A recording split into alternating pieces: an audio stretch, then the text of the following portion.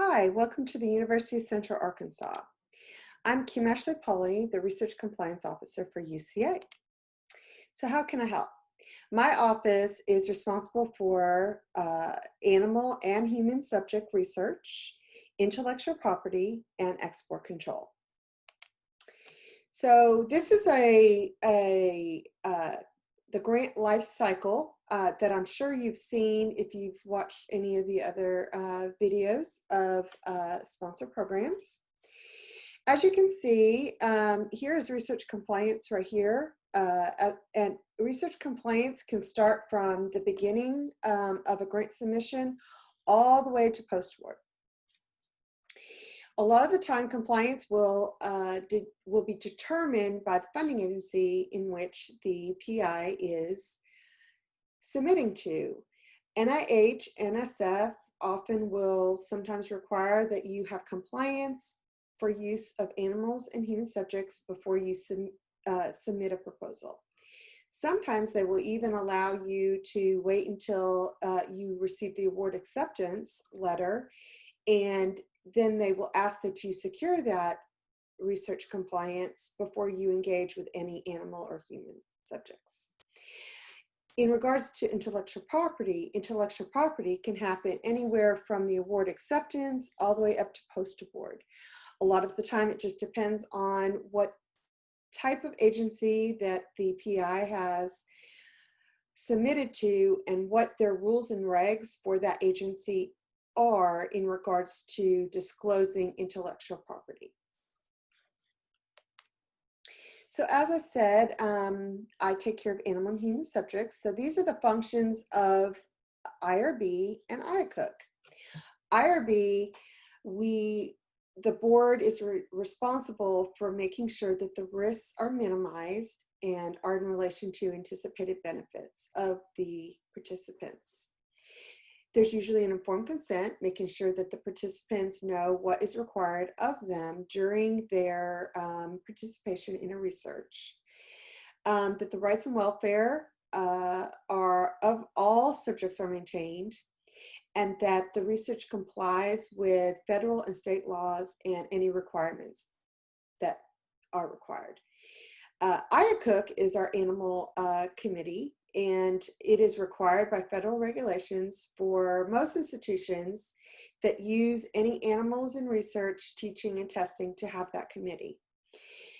We review and approve any animal use activities, and we also inspect all of the animal facilities.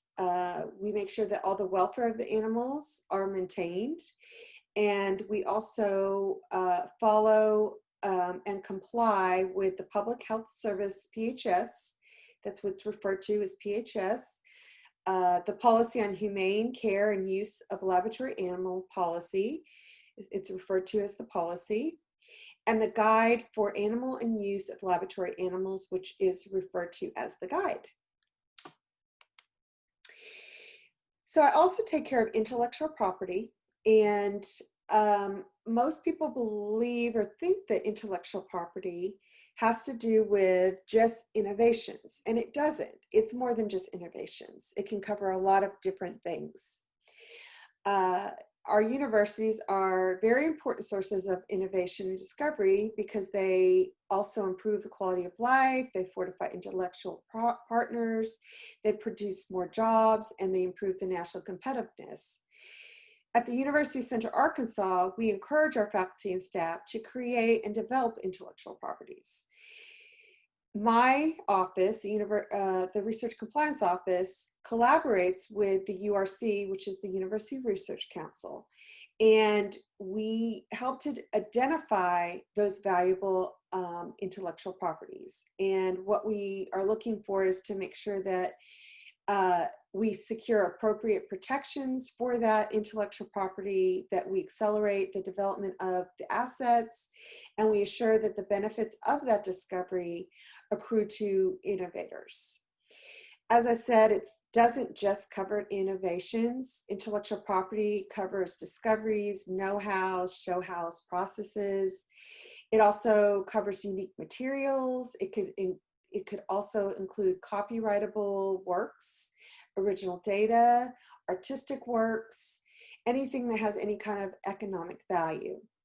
It also is the physical embodiments of intellectual efforts, such as models, machines, devices. It could be software or computer programs, and it can also include biological materials and chemicals. Export control is are laws that regulate the conditions under which certain information, technologies, and commodities can be transmitted to foreign persons or entities in the United States and abroad. In addition, export control laws and regulations are restricted or prohibited in regards to business with certain countries, persons, and entities.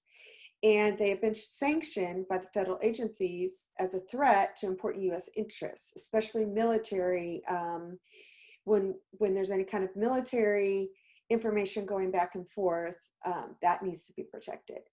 So most of the exports don't require specific approval from the federal government, but there are certain exports that could require a license, or they could just be prohibited depending on which country that you're traveling to or is coming into the United States. So we do ask that, my office has asked that when faculty are traveling internationally, that they please try to check with our office first. Contact us. Let me know that you are traveling you're traveling abroad or internationally. That way I can direct you to the right offices on campus as to make your trip more enjoyable, and you won't have as much problems traveling. For instance, you may need to contact IT to get a laptop. When you're traveling internationally, you can't take a personal laptop, or you can't take a university laptop unless it is from IT and it has been configured a certain way to be used in those other countries. So that's all I have for you today. If you have any questions, you can contact me at either one of these email addresses. The research compliance email address is where all applications, and if it's secured information that you need to disclose, I would suggest you send it to the research compliance at uca.edu. You can also call me anytime. My phone number here is listed. And then, of course, I'm going to refer you to the website. It has a lot of pertinent information in regards to policies and procedures in regards to human and animal subjects. Thanks, and I hope you have a great day.